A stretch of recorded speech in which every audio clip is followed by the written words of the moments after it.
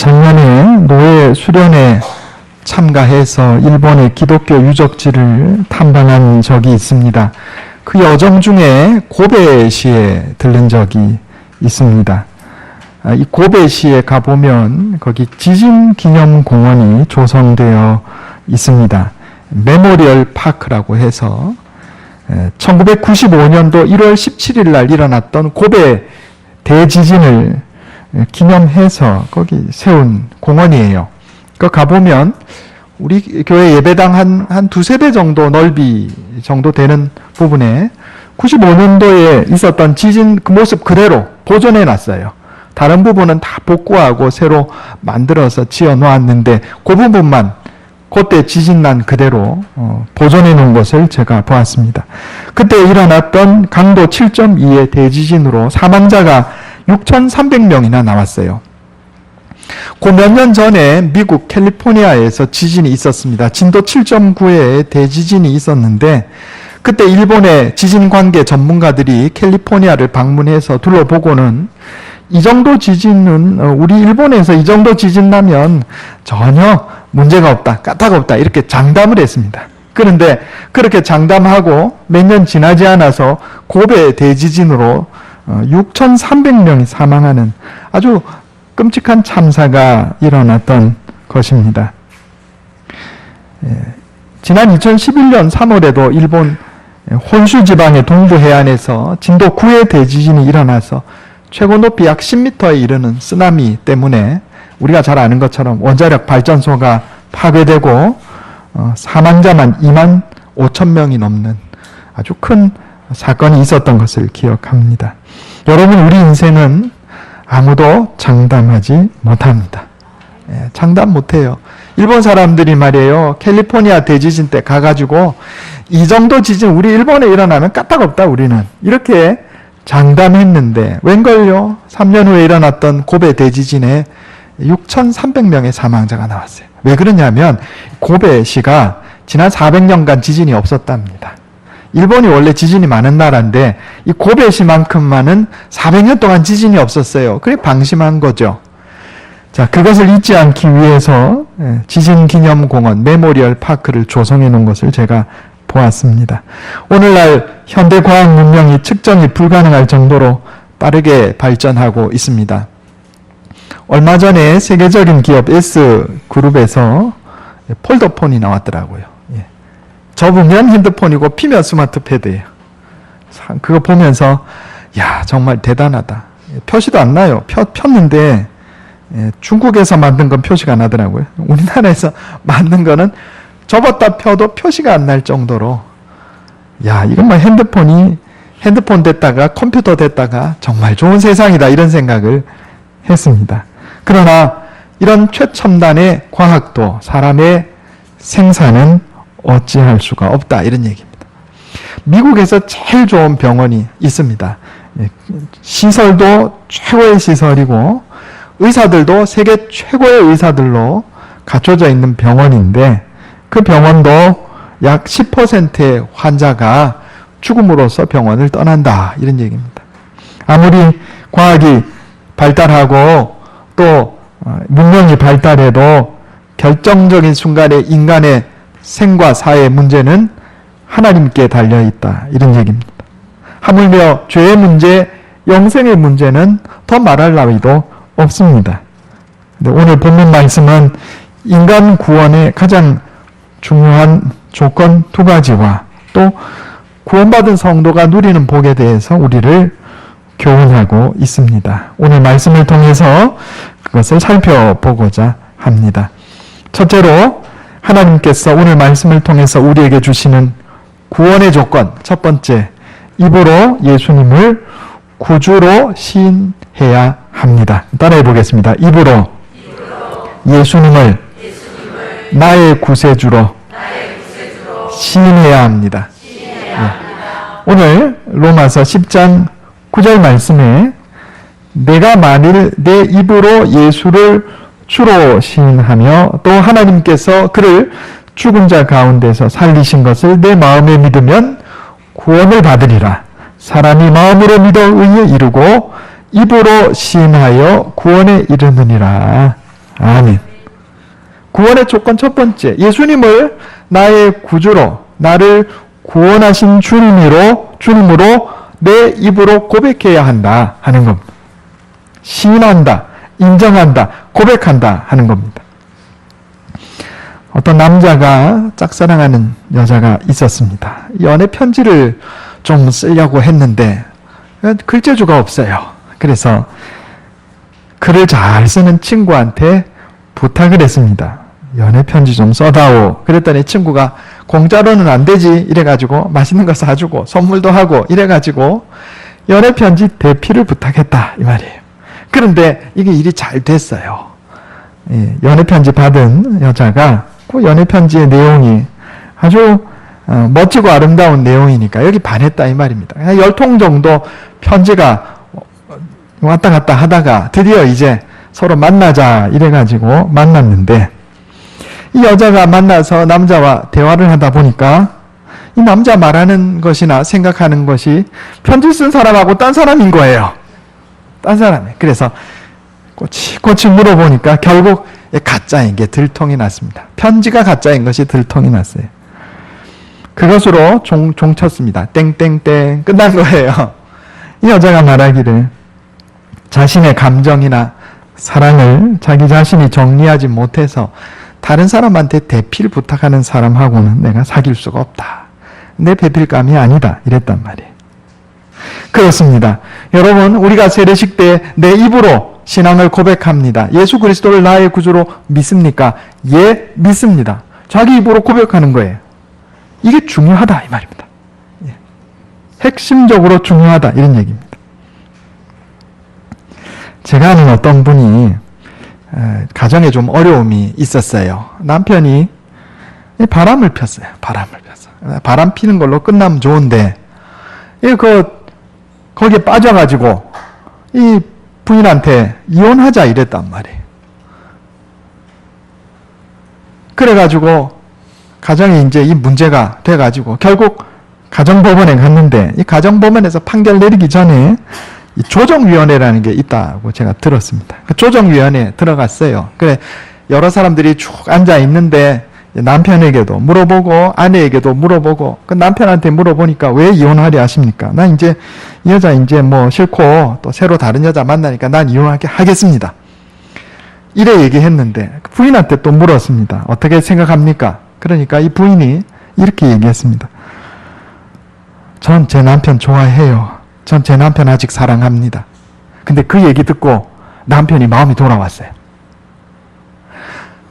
내가 이 여자 마음에 안 들어서 이제 이혼하려고 하는데 이렇게 얘기를 했는데 아내가 내가 그렇게는 못하지. 내가 이혼을 못해주지. 누구 좋으라고 이혼해줘. 이렇게 화를 내고 저주할 줄 알았는데 아내가 눈물을 흘리면서 나는 아직 내 남편 좋아합니다. 나는 내 남편 사랑해요. 이러니까 남편 마음이 녹았어요. 그래 그 여자 정리하고 가정으로 돌아왔다 이 말입니다. 여러분 입으로 신하고 고백하는 것이 이렇게 중요합니다. 남편의 마음을 움직인 거예요. 여러분 우리가 내 입으로 주 예수 그리스도를 나의 구주로 시인하고 내 죄를 고백하고 주님 나를 구원해 주시옵소서 내 입으로 고백하고 인정하고 시인할 때 하나님께서 넌 내 자식이다. 넌 내 자식이다. 너는 구원받은 내 백성이다. 받아들여 주심을 믿으시기 바랍니다. 누가복음 12장 8절에 내가 또한 너희에게 말하노니 누구든지 사람 앞에서 나를 시인하면 인자도 하나님의 사자들 앞에서 그를 시인할 것이요 그랬어요. 요한일서 4장 15절에 누구든지 예수를 하나님의 아들이라 시인하면 하나님이 그의 안에 계시고 그도 하나님 안에 계시느니라 그랬습니다. 오늘 본문 말씀에 사람이 마음으로 믿어 의에 이르고 입으로 시인하여 구원에 이르느니라 그랬어요.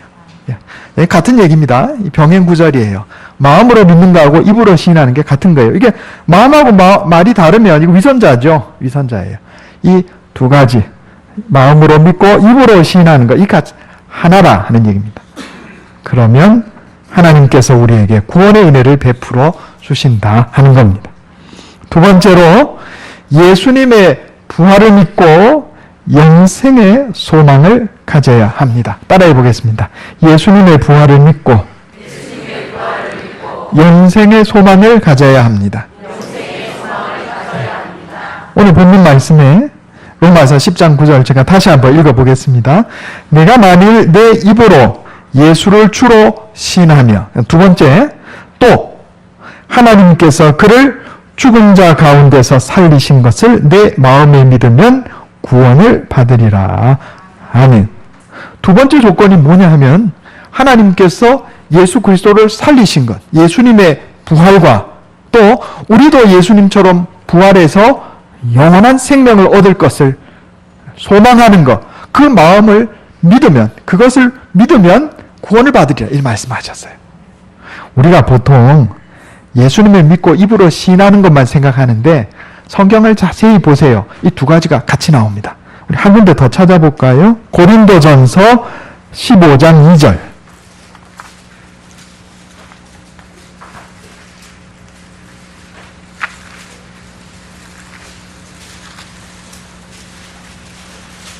신약성경 281페이지입니다. 고린도전서 15장 2절. 제가 읽겠습니다. 눈으로 한번 따라 읽어주시기 바랍니다. 281페이지 고린도전서 15장 2절. 너희가 만일 내가 전한 그 말을 굳게 지키고 헛되이 믿지 아니하였으면 그로 말미암아 구원을 받으리라. 그리고 이제 바울이 전한 그 복음의 내용이 3절 4절에 나옵니다. 내가 받은 것을 먼저 너희에게 전하였노니, 첫 번째, 이는 성경대로 그리스도께서 우리 죄를 위하여 죽으시고, 두 번째로 장사 지낸 바 되셨다가 성경대로 사흘 만에 다시 살아나사. 아멘. 여기도 두 가지가 언급되죠. 예수 그리스도께서 내 죄를 위하여 죽으신 사실, 또 하나 예수님께서 부활 승천하신 사실, 이 두 가지가 우리가 믿고 고백해야 될 내용이다 이런 얘기입니다. 성경은 사람의 삶에 두 가지 죽음이 있고 두 가지 부활이 있다고 분명하게 말씀하고 있습니다. 계시록 20장에 보면 이 첫째 부활에 참여하는 자들은 복이 있고 거룩하도다. 둘째 사망이 그들을 다스리는 권세가 없고 도리어 그들이 하나님과 그리스도의 제사장이 되어 1000년 동안 그리스도와 더불어 왕노릇하리라. 아멘. 첫째 부활을 얘기해요. 첫째 부활이 있다는 얘기는 둘째 부활도 있다는 얘기예요.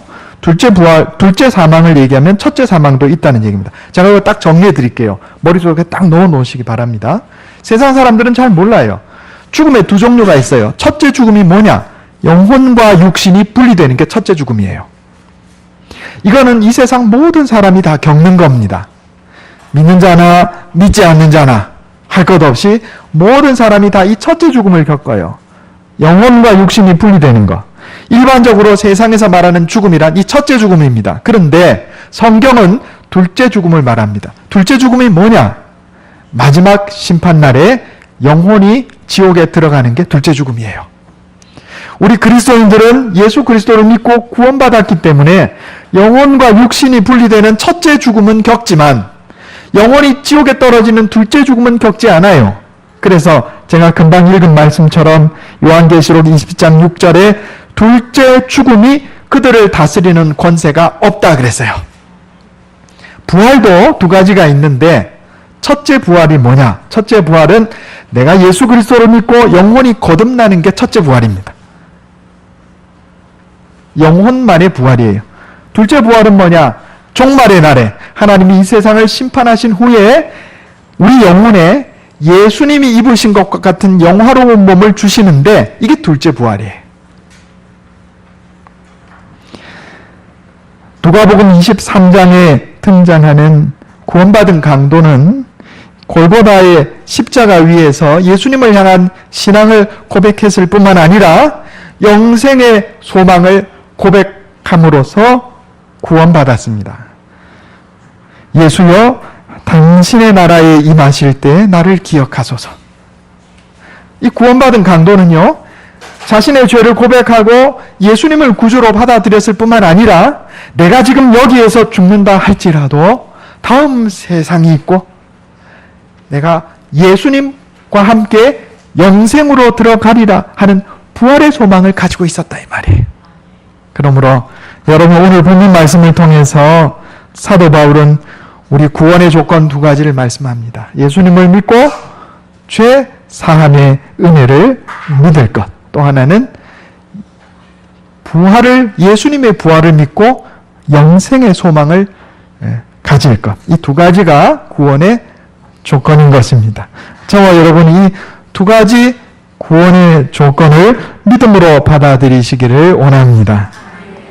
오늘 본문 말씀에 구원받은 성도들이 누리는 복에 대해서 또 세 가지로 말씀하고 있습니다. 첫째로 부끄러움을 당하지 않는다 그랬습니다. 따라해 보겠습니다. 부끄러움을 당하지 않습니다. 오늘 로마서 10장 11절에 성경에 이르되 누구든지 그를 믿는 자는 부끄러움을 당하지 아니하리라 하니. 아멘. 여러분, 우리 인생의 가장 부끄러운 일이 무엇입니까? 그것은 마지막 날 심판대 앞에 섰을 때 너는 불합격이다. 지옥으로 가라. 이게 제일 부끄러운 거예요. 이거보다 더 부끄러운 건 없는 겁니다. 그런데 예수 그리스도를 믿고 구원받은 자는 이런 부끄러움을 당하지 않으리라 이렇게 말씀하셨어요. 세상에서 아무리 부귀영화 누리고 돈을 많이 벌고 해도 여러분 이런 사람들이 범죄를 저지르고 불법을 행해서 이 감옥에 잡혀가면서 포토라인에 서서 막 사진 찍고 하는 걸 텔레비전에서 보지 않습니까? 얼마나 부끄럽습니까? 그런데 이런 부끄러움하고 비교할 수 없이 부끄러운 것이 뭐냐면 마지막 날 심판대 앞에서 안 됐지만 너는 불합격이다. 지옥으로 가라. 이거보다 더 부끄러운 게 없어요. 윤봉주 시인은 하늘을 우러러 한 점 부끄러움이 없기를 입새에 있는 바람에도 나는 괴로워했다. 이렇게 시로 노래했습니다. 부끄러움에 두 가지가 있어요. 하늘에 대한 부끄러움이 있고 사람에 대한 부끄러움, 사람과 세상에 대한 부끄러움이 있어요. 예수 그리스도를 믿고 구원받은 자가 되면 하늘에 대한 부끄러움을 해결해 주신다 이 말이에요. 또 한 가지 사람에 대한 부끄러움도 사람과 세상에 대해서 수치를 겪지 않게 해주신다 이래 약속하셨어요. 제가 어릴 때 학교 다니면서 발야구를 많이 했습니다. 발야구 하면 운동장에다 다이아몬드 그려야 됩니다. 다이아몬드 그려놓고 이제 발야구 하는데 다이아몬드 뭘로 그리나요? 주전자에 물 채워가지고 물로 이렇게 운동장에다 그림 그리죠. 그런데 여러분 다 해보셨을 거예요. 주전자에 물 채워가지고 그림 그릴 때 어디를 보고 하나요? 주전자 보고 금 걷나요? 아니죠. 주전자 보고 금 그으면 삐뚤삐뚤하게 됩니다. 그래서 멀리 있는 나무나 어떤 목표를 정해놓고 주전자 안 보고 그것만 보고 이렇게 물을 쭉 그으면 선이 똑바로 그어지게 된다 이 말입니다. 여러분 우리가 이 세상 삶에 집착하지 않고 영생의 소망을 품고 사는 게 그만큼 중요합니다. 하늘의 소망을 품고 나아가면요 이 세상 살 때 똑바로 살아갈 수 있어요. 그 수치를 당하지 않습니다. 세상으로부터 수치를 당하지 않아요. 똑바로 살기 때문에. 그런데 하늘의 소망을 품지 않고 땅만 바라보고 살면 마치 운동장에 선을 그을 때 주전자에 물 채워서 주전자 바라보고 선을 그으면 삐뚤삐뚤해지는 것처럼 여러분 우리 인생이 이 땅만 바라보고 살면 삐뚤삐뚤한 인생을 살게 되는 거예요. 수치를 당하게 된다 이 말입니다. 그래서 믿음의 핵심적인 요건 중에 하나가 하늘의 소망을 가지는 거예요. 영생의 소망을 가지는 것이다. 이 땅의 삶이 다가 아닙니다. 결코 이 땅이 다가 아니에요. 저와 여러분이 믿음 안에서 부끄러움 당하지 않는 삶을 사시기를 예수님의 이름으로 축원합니다. 두 번째로 예수 믿고 구원받은 자는요 차별받지 않습니다. 따라해 보겠습니다. 차별받지 않습니다. 오늘 로마서 10장 12절에 유대인이나 헬라인이나 차별이 없음이라 그랬어요. 이 세상에는 차별이 많습니다. 나라가 힘이 없어서 차별받기도 하고, 인종이 달라서 차별받기도 하고, 여자라서 남자라서 차별받기도 하고, 재물이나 지식의 다소로 차별받기도 합니다. 남녀 간의 차별이 있어요. 요즘 남자라서 차별을 많이 받습니다. 지하철을 탈래도 여성 전용 칸이라고 남자는 못 들어가게 해놨어요. 어디 앉으려도 여성 전용 좌석 이래갖고 남자 못 앉아요. 주차장에 가도 여성 전용 주차장 이래갖고 남자는 주차 못해. 좋은 세상인데. 좋은 세상입니다. 여러분 외국에 나가보셨나요? 외국에 나가보세요. 없습니다. 그런 거. 여성 전용칸 이런 거 없어요. 여성 전용 주차장. 외국 사람들이 한국에 와서 제일 신기하게 생각하는 것 중에 하나가 그거랍니다. 여성 전용 주차장. 야, 이거 신기한 나라다 이렇게 생각한대요. 물론 또 다른 차원으로 여성들이 또 차별받는 것도 많이 있는 줄 압니다. 그런데 하늘나라에는 이런 차별이 없다 이 말이에요. 모든 사람이 하나님 나라의 시민으로 하나님께서 공평하고 귀하게 대접해 주신다 이런 얘기입니다. 제가 전에 신문에 봤는데 어떤 미국 여성이 전 세계를 이렇게 여행을 하고 다니는 거예요. 그래서 신문기자가 물어봤어요. 온 세계를 그렇게 혼자서 다니는데 두렵고 무섭고 걱정되지 않습니까? 그러니까 이 여자분이 한마디로 대답합니다. 아니요, 난 두려울 것도 없고 무서울 것도 없어요. 저 미국 시민입니다. 미국 시민. 무슨 얘기예요? 난 미국 국민이기 때문에 내가 무슨 문제가 생기면 나라가 앞장서서 해결해 주기 때문에 아무도 나 못 건드립니다. 이런 얘기예요. 바깥에 나가보세요. 미국 국민하고 한국 국민하고 대하는 게 다르다 이 말이에요. 전에 영화에 어느 라이언 일병 구하기 뭐 이런 영화도 있었지만은 뭐 좀 어떤 상황을 좀 극대화시킨 것이긴 하지만 실제로 대접이 다르다 이란 말입니다.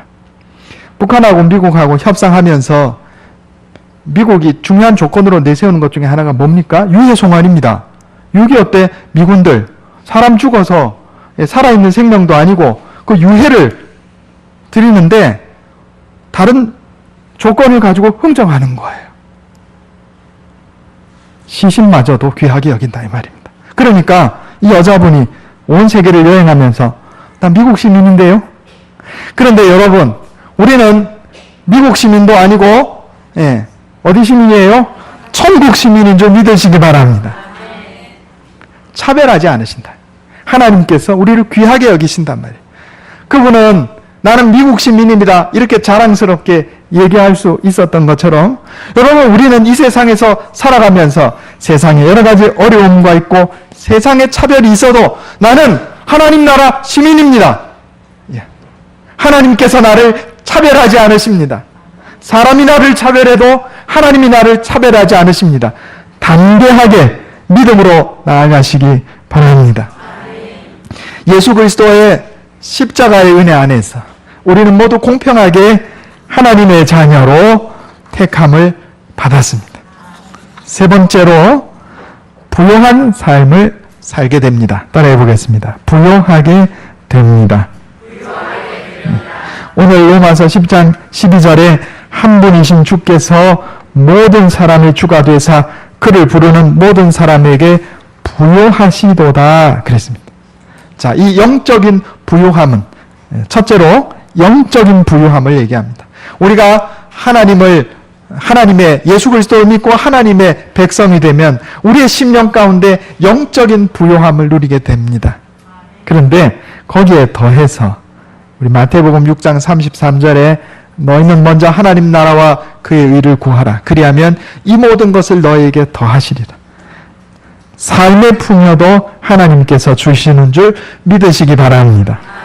실제로 이 세상에서 잘 사는 나라 선진국가를 보면 거의 대부분이 예수 믿는 나라들입니다. 이건 우리가 부인할 수가 없어요. 예수를 제대로 2대, 3대 믿는 가정치고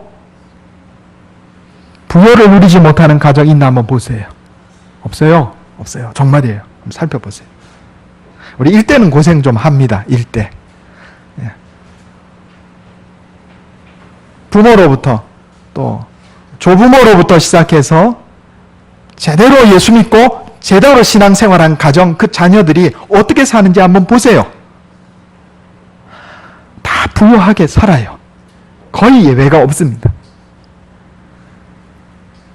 예수 그리스도를 믿고 구원받은 백성에게 우리 주님께서는 부유한 삶을 약속하셨습니다. 이것을 믿으시기 바랍니다.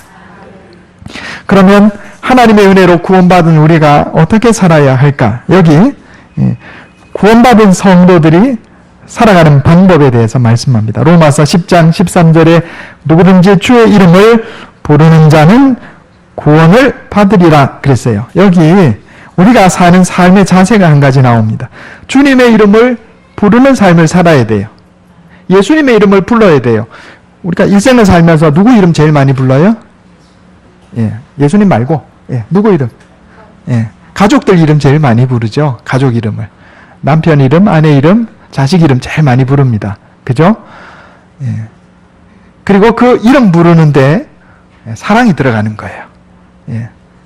아내에게 아내 이름을 불러가면서 이름을 부르면 아내로부터 사랑받습니다. 남편의 이름을 불러보세요. 그럼 남편으로부터 사랑받습니다. 여러분 제가 말씀드려 볼게요. 예수님께서 하나님 우편에 앉아서 이 세상 사람들이 이렇게 살펴보고 계세요. 예수 믿고 구원받은 사람들 살펴보고 계시다고요. 그런데 그 중에 어떤 사람은 날마다 시간마다 예수님 이름을 불러요. 예수님 오늘도 주님 은혜 가운데 교회 나와서 예배드리게 해주시니 감사합니다. 밥 먹으면서도 이렇게 맛있는 음식 먹게 해주셔서 감사합니다. 하나님 내게 이렇게 좋은 가정을 허락해 주시고 좋은 남편 주셔서 감사합니다. 오늘도 살아있게 해주셔서 감사합니다. 잠자기 전에도 주님 오늘 하루도 주님의 은혜 가운데 살게 해주시니 감사합니다. 이렇게 살아요. 어떤 사람은 일주일에 한번 교회 나와서 예수님 한번 부르고 그 다음엔 예수님 다 잊어먹고 그냥 세상에 빠져서 살아요. 예수님의 시선이 누구에게 가겠어요? 예수님 이름을 부르는 자에게 시선이 자꾸 가겠죠. 예수님 또 불렀어. 누가 나를 내 이름을 부르나. 예수님 또 부르는구나. 누구 인생이 잘 되겠어요? 예수님 이름을 부르는 자의 인생이 당연히 더 잘 되지 않겠습니까? 이거 진짜 중요합니다. 우리가 일생을 살면서 평소에 삶을 살아가면서 주님 이름을 계속 불러야 돼요. 아니 상식적인 얘기입니다. 상식적인 얘기. 배우자한테 사랑받으려면 이름을 자꾸 부르세요. 이름을. 사랑받아요. 예수님께 사랑받고 싶으세요? 자꾸 이름을 불러요. 그러면 관심을 받고 사랑을 받는다 이 말입니다. 주의 이름을 부르는 게 되게 중요해요.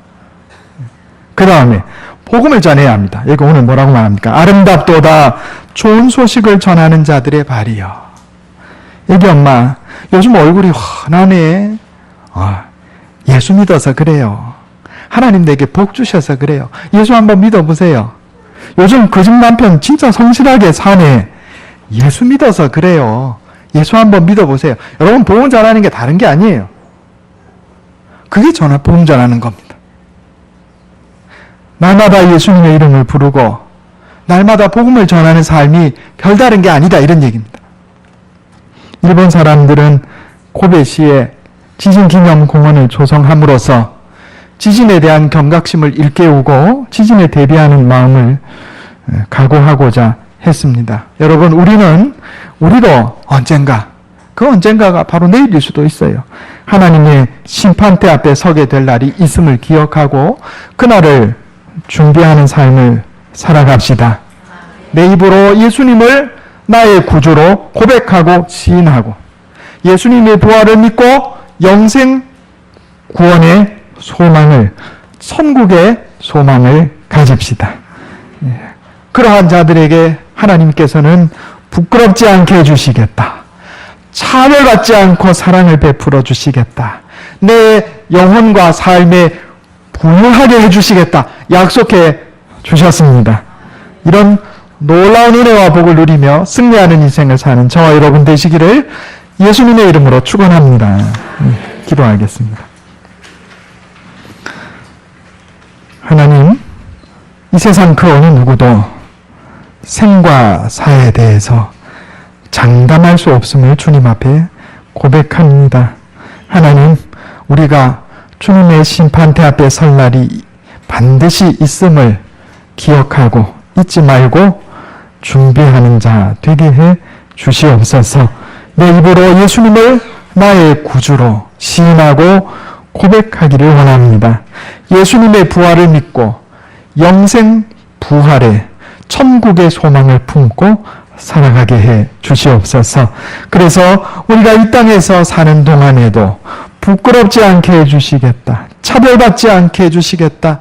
영육간에 부요하게 해주시겠다. 약속하신 하나님의 약속의 실현을 누리며 승리하는 인생 살게 해 주시옵소서.